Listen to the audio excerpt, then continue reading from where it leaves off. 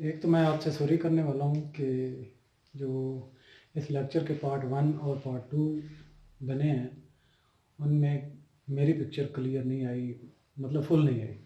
और दूसरे नंबर पे वाइट बोर्ड भी आपका कुछ कवर नहीं हो रहा था। चलें, इसके लिए पहली पहली प्रैक्टिस थी, मैं आपसे माजरत कर लेता हूँ। थोड़ा सा मैं एंड पे मटेरियल आपको दे दूँगा जो वीडियो के एंड पे होगा, और जो आपकी अंडरस्टैंडिंग के लिए काफ़ी होगा। तो खैर, पहले ऑडियो पे भी अगर आप समझ रहे थे तो वीडियो पे काफ़ी हद तक आपको समझ आ जाएगी। बाकी थोड़े से कुछ रहता है, हम इस पार्ट में वो कवर करते हैं। एक रिकवरी पीरियड है,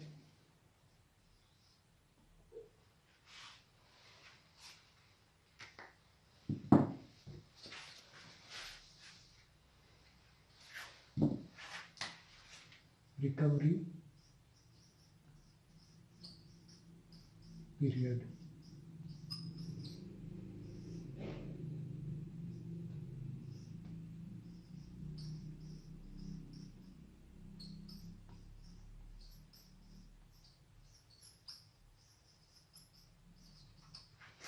जब आप कोई भी एसेट खरीदते हैं बिजनेस में, तो लेट्स सपोज उसकी वैल्यू बहुत ज़्यादा है, जैसे मिलियंस में है, बिलियंस में है, जैसे भी है। तो आप उसकी जितनी यूज़फुल लाइफ है उस पर डिवाइड कर देते हैं और डेप्रिसिएट कर देते हैं, और हर ईयर को एलोकेशन दे देते हैं ताकि उस फिनेंशियल ईयर में उसकी जो एक्सपेंडिचर है, जो नॉन कैश एक्सपेंडिचर डेप्रिसिएशन के फॉर्म में, वो सबको एलोकेट हो जाए। तो फर्ज किया एक एसेट है मशीनरी, वो आती है 10 लाख की और उसकी यूज़फुल लाइफ है 10 ईयर्स। तो रिकवरी पीरियड अगर फर्क किया है तो ये 10 ईयर्स होगा, और रिकवरी अमाउंट पर ईयर होगी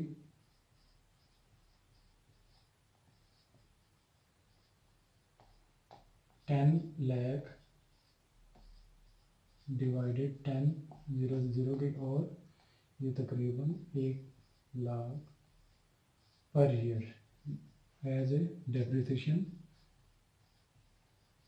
एक्सपेंस। और डिप्रिसिएशन पीरियड क्या है? 10 ईयर्स। डिप्रिसिएशन की आगे अमाउंट क्या है per year? 1 lakh.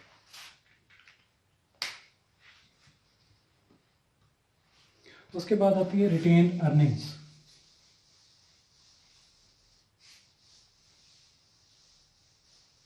Retain earnings, retained earnings.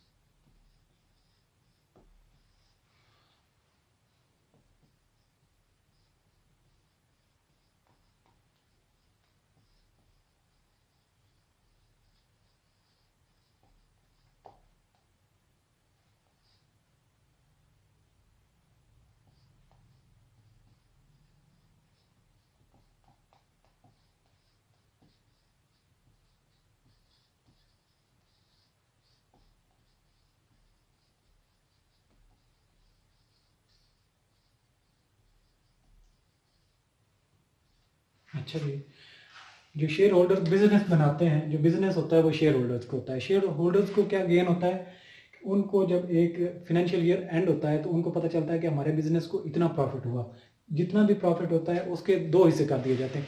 एक वो हिस्सा जो उनके अंदर डिवाइड कर दिया जाता है। जितने भी शेयर होल्डर्स हैं, लेट्स सपोज 10 लाख का एक साल में प्रॉफिट होता है, तो बोर्ड ऑफ डायरेक्टर्स ये डिसाइड करते हैं कि इस 10 लाख में से 6 लाख हमने एज ए डिविडेंड जितने भी शेयर होल्डर्स हैं उनको हमने डिस्ट्रीब्यूट कर देना है, और बाकी जितने बच जाएंगे 4 लाख यानी कि 6 लाख उनको डिस्ट्रीब्यूट कर दिया, वो हम उसको डिविडेंड कहेंगे। बाकी जो 4 लाख होगा वो बिजनेस अपने पास रख के रिटेन कर लेती है ताकि उसको फ्यूचर किसी ऐसे प्रोजेक्ट में इन्वेस्ट किया जाए जिससे फ़ायदा हो सके। तो उसको क्या कहते हैं? रिटेन अर्निंग्स, यानी कि वो अर्निंग्स जो बिजनेस अपने पास रख लेता है, रिटेन कर लेता है। और ये भी इक्विटी शेयर होल्डर्स का इक्विटी डिविडेंड वगैरह जो प्रॉफिट है, equity profit plus retained earnings, और इसके अलावा इक्विटी जितनी होती है ये सारी की सारी इक्विटी के इक्विटी लायबिलिटीज में चली जाती है।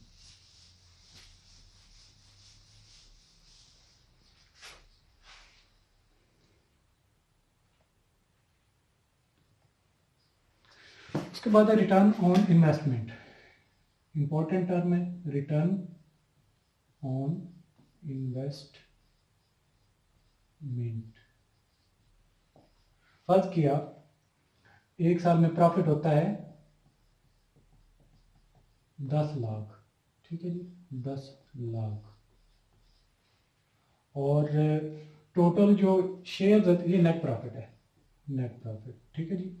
और share, number of share of business, number of shares जो होते हैं वो 1 लाख होते हैं, ठीक है।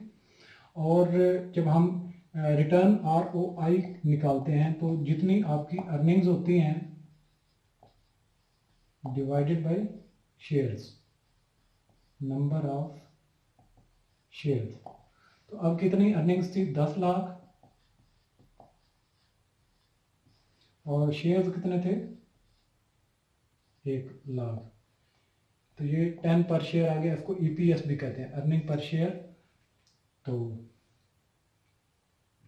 ये होती अर्निंग पर शेयर हो जाती है। इसके अलावा अगर फर्ज किया जितनी आपकी इक्विटी होती है, जितने शेयर होल्डर्स ने इक्विटी डाली होती है, उसको अगर डिवाइड करें, अर्निंग्स जितनी आपकी होती हैं जो थी 10 लाख, फर्ज किया जो थी इक्विटी शेयर होल्डर की, जो इक्विटी थी कॉमन शेयर होल्डर की जो अमाउंट बनती है वो फर्ज किया बनती थी 10 लाख, वो भी 10 लाख शेयर्स की अमाउंट बनती है। ये तो नंबर ऑफ शेयर्स थे, ये अमाउंट बनती है। अगर एक शेयर 10 का है तो कितना आ जाएगी अर्निंग ऑन इन्वेस्टमेंट, आ जाएगी 1 रुपी अगेंस्ट ईच इन्वेस्टेड रुपी, यानी कि जितनी आपकी इन्वेस्टमेंट हुई है बिजनेस में उस पर जितनी अर्निंग हो डिवाइड हो, और इन्वेस्टमेंट पे अर्निंग उसको कहेंगे अर्निंग ऑन इन्वेस्टमेंट, या return on investment ROI। A measure of operating performance and efficiency in using assets computed by dividend net income by average total assets. Revenues. Revenues ये होता है sale of goods plus services. एक business है, जितनी वो services देता है plus cell करता है, उसको हम उसमें जितनी अमाउंट आती है उसको रेवेन्यू कहते हैं, रेवेन्यू, ठीक है जी।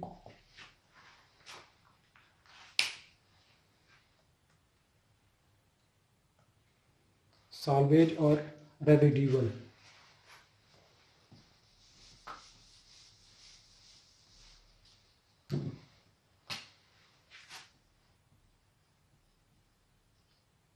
साल्वेज और रेसिडुअल वैल्यू।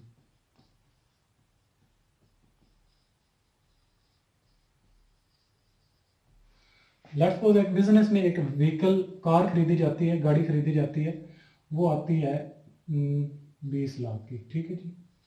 20 लाख की गाड़ी आप खरीदते हैं, लेकिन साथ बताया जाता है कि जब ये अपने 10 साल पूरे कर लेगी तो ये इसकी रेसिडुअल वैल्यू 5 लाख की कम अज कम बच जाएगी, ठीक है। 5 लाख की इसकी वैल्यू फिर भी रहेगी। अब आपने डेप्रिसिएट करना है 10 इसकी लाइफ है 10 ईयर्स, लाइफ है 10 ईयर्स, तो आप इसकी डेप्रिसिएशन निकालें। डेप्रिसिएशन कैसे निकालेंगे, इसकी टोटल वैल्यू जितने पे आपने परचेज की माइनस रेजिडुअल वैल्यू 5 लाख जो है। रेजिडुअल वैल्यू का मतलब है जिससे कम ये वैल्यू लेस नहीं होगी, कम से कम जितना भी कबाड़ हो जाए 5 लाख की जरूर बिकेगी, इसका मतलब ये होगा। और डिवाइडेड बाई 10 ईयर, ये कितने हो गया 15 लाख डिवाइडेड बाई 10, तो ये 1,50,000 पर ईयर इसकी डेप्रिसिएशन हो जाएगी। और इसकी जो रेजिडुअल वैल्यू है ये 5 लाख है, जिसको हमने माइनस करके फिर उसकी जो रिमेनिंग वैल्यू होती है उसको डेप्रिसिएट करना होता है।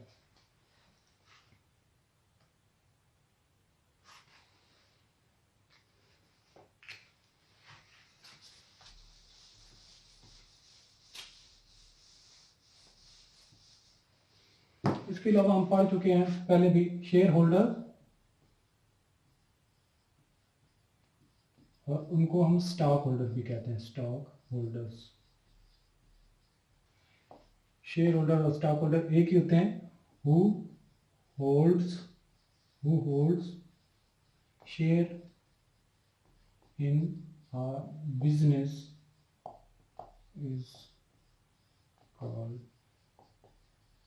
Share holder. ठीक है जी। और एक होते हैं स्टेक होल्डर STAKEHOLDER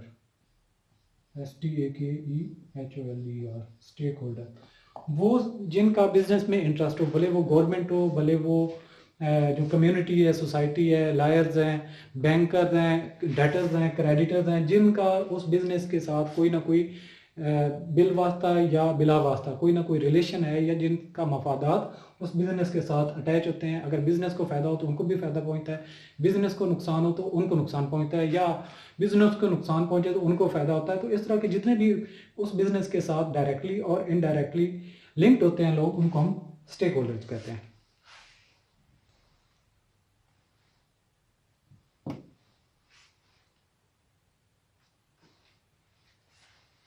सॉल्वेंसी आगे कहती है, सॉल्वेंसी जो हम पहले पढ़ भी चुके हैं।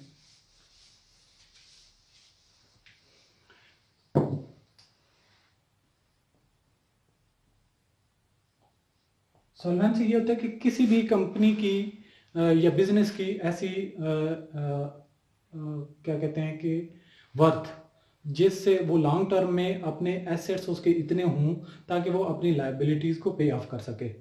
अगर वो कंपनी इस पोजीशन में है, उसके एसेट्स इतने हैं कि वो अपनी लायबिलिटीज़ मीट कर सके, तो वो सॉल्वेंट कंपनी होती।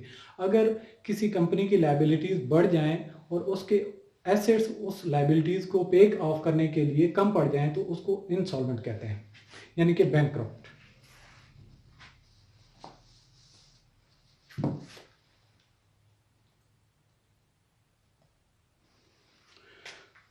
ट्रेड क्रेडिट होता है जी,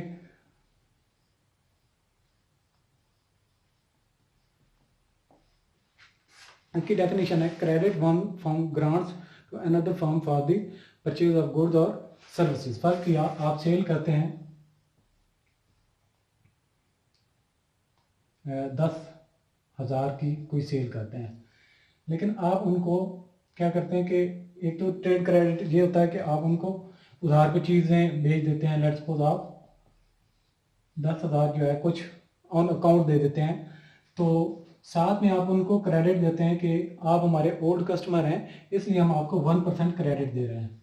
तो 10,000 का 1% अगर लेंगे तो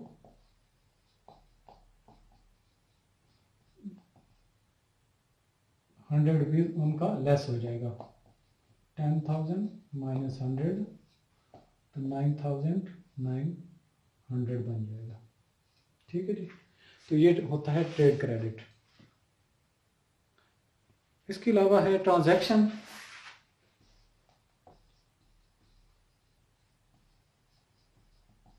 बिजनेस की वो एक्टिविटी जिससे उसका एसेट बढ़े या कम हो, उसकी लायबिलिटी बढ़े या कम हो, उसको हम बिजनेस की लैंग्वेज में ट्रांजैक्शन कहते हैं।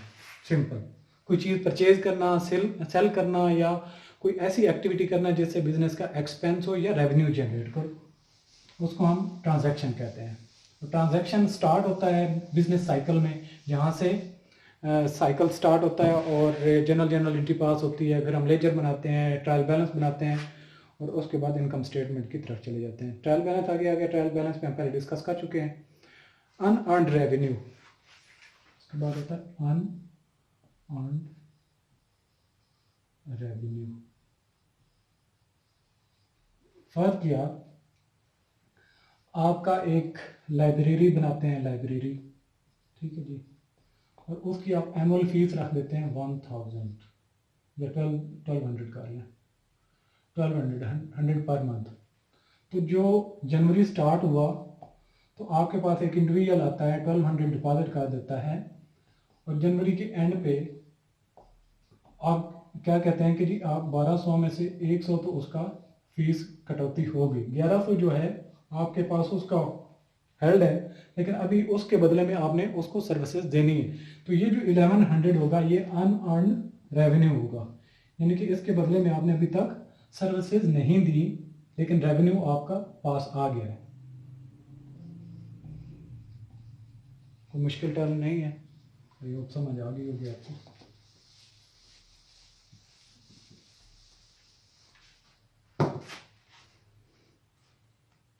यूजफुल लाइफ,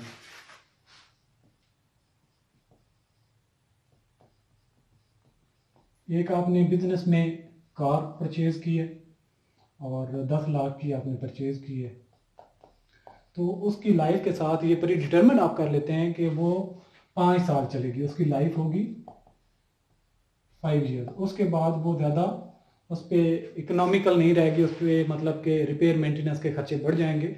तो इसलिए जितने तक उसका फ़ायदा चलता रहता है वो 5 ईयर है। तो जो नॉर्मली कोई एसेट आपको इस हद तक चलता रहे जिस पे आपको ज़्यादा एक्सपेंसेस इंकर ना करने पड़े और उल्टा वो आपको फ़ायदा देता रहे, तो उसको हम यूज़फुल लाइफ कहते हैं। किसी भी एसेट की एक लाइफ होती है, लेट्स सपोज किसी की 10 ईयर्स हो सकती है, किसी की 5 ईयर, किसी की 2 ईयर।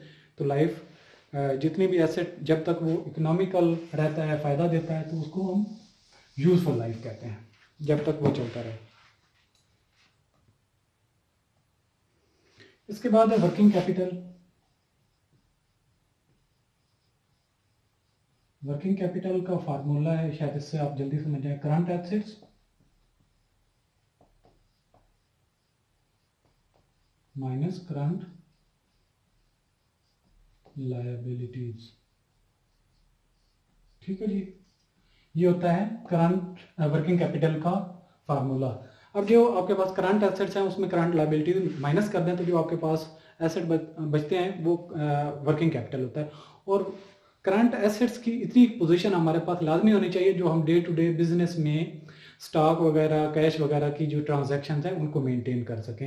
यानी कि करंट एसेट्स का कुछ ना कुछ आपके पास हिस्सा होना चाहिए जिनसे आप day to day business activities को रन करते हैं, वो होता है वर्किंग कैपिटल।